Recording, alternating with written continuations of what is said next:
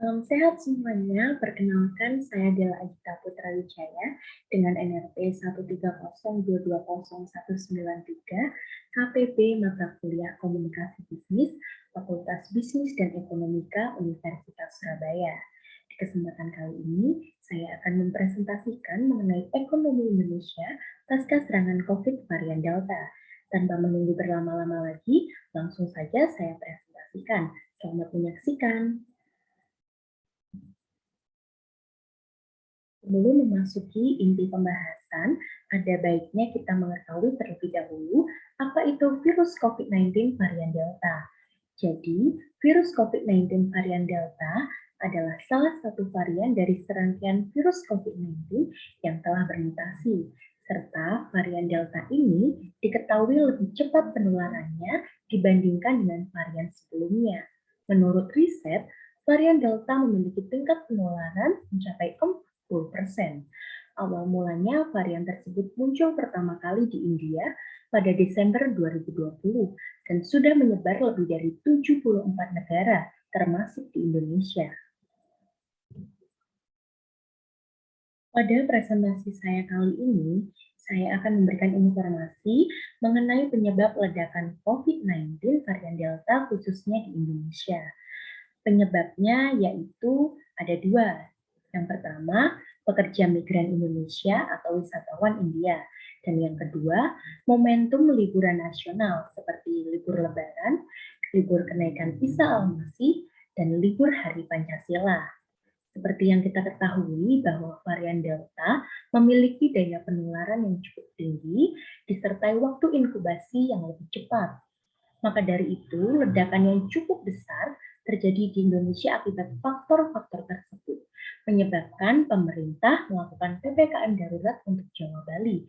Dan tentu saja, keputusan tersebut sangat berdampak bagi perekonomian di Indonesia. Menurut data-data perekonomian Indonesia, Indonesia mengalami inflasi akibat adanya pemberlakuan pembatasan masyarakat darurat atau yang sering disebut PPKM hingga level keempat. Badan Pusat Statistik atau BPS mencatat terjadi inflasi 0,08% pada bulan Juli 2021. Ini membuat inflasi tahun kalender menjadi 0,81% dan terhadap bulan Juli 2020 sebesar 1,52%. Tingkat inflasi pada bulan Juli merupakan cerminan melambatnya ekonomi pandemi COVID-19 dan adanya PPKM darurat hingga level 4 yang semakin membuat ekonomi Indonesia menurun.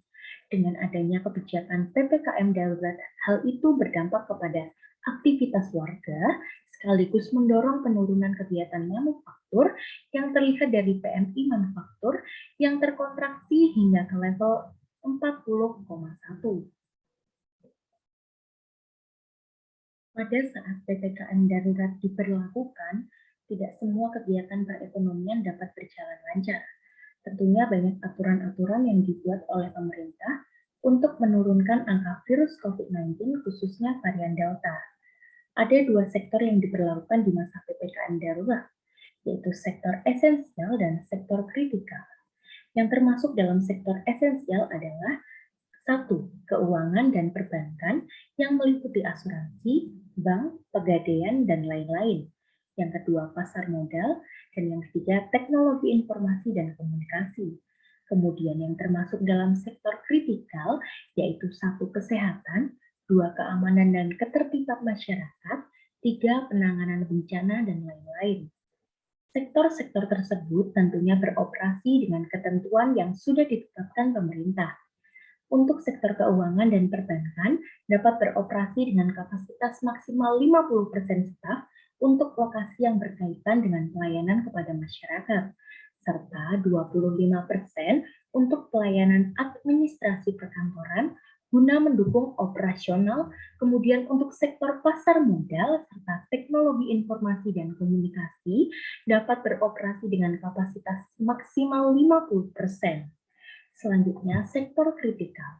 Sektor kritikal dapat beroperasi dengan ketentuan untuk kesehatan dan keamanan, serta ketertiban masyarakat dapat beroperasi 100% staf tanpa ada pengecualian, sementara sektor kritikal lainnya juga dapat beroperasi 100% maksimal staf, namun harus tetap mematuhi protokol kesehatan secara ketat. Dampak yang dirasakan oleh pelaku bisnis tentunya juga sangat besar, sampai ada yang harus mengurangi jumlah pegawai karena pemasukan yang tidak seimbang dengan pengeluaran perusahaan. Dampak-dampak yang dirasakan pada saat PPKM darurat yaitu: satu, tutupnya pusat-pusat pembelanjaan. Seperti yang kita ketahui bahwa pemerintah membatasi atau bahkan sampai menghentikan kegiatan yang ada di pusat pembelanjaan karena dapat memicu penambahan angka COVID-19. Akhirnya banyak tenan yang harus ditutup karena mal juga tidak beroperasi. Dua, bangkrutnya para pedagang pasar. Dampak PPKM juga dirasakan oleh pedagang di pasar. Sepinya pembeli membuat mereka harus menutup kiosnya, bahkan menjual kiosnya untuk berlangsungnya kebutuhan hidup. Yang ketiga, sulitnya kondisi hotel dan restoran. Penginapan dan juga usaha di bidang kuliner juga merasakan dampak dari PPKM. Masyarakat tidak diperbolehkan untuk keluar kota, untuk berlibur ataupun melakukan pekerjaan di luar kota. Dengan begitu, penginapan dan bisnis kuliner juga sangat menurun pendapatannya. Yang keempat, pengunjung pariwisata berkurang.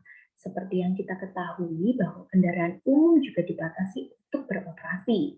Tempat wisata juga sebagian besar ditutup untuk umum diguna menghindari penyebaran COVID-19. Pemerintah tentunya tidak akan tinggal diam untuk mengatasi masalah ekonomi Indonesia yang merosot. Ada beberapa upaya pemerintah yang sudah dilakukan untuk mengatasi ekonomi Indonesia yang merosot, yaitu satu, melakukan belanja besar-besaran guna meredam kontraksi ekonomi akibat pandemi COVID-19. Langkah tersebut dipilih karena pada masa kritis akibat pandemi COVID-19, belanja pemerintah diakui sebagai instrumen pengungkit pemulihan ekonomi. Di samping itu, sektor swasta dan UMKM harus dipulihkan dengan stimulus. Dan yang kedua, pemerintah membentuk Komite Penanganan COVID-19. Komite tersebut akan memastikan penanganan kesehatan dan ekonomi berjalan sinergi dan menjaga pertumbuhan ekonomi pada kuartal 3 2020. Tiga, pemerintah memberikan bantuan kredit berbunga rendah. Bantuan tersebut guna menyiapkan program agar UMKM dapat bergeliat kembali. 4. Pemerintah menempatkan dana di perbankan guna memutar roda ekonomi.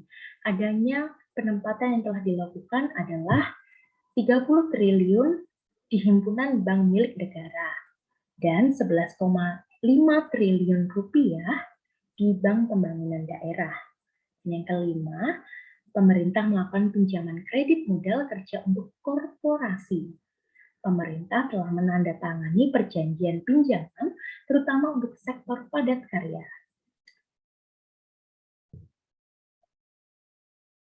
Kesimpulan dari presentasi saya pada kesempatan ini adalah perekonomian di Indonesia memang sedang menurun akibat COVID-19, utamanya varian Delta.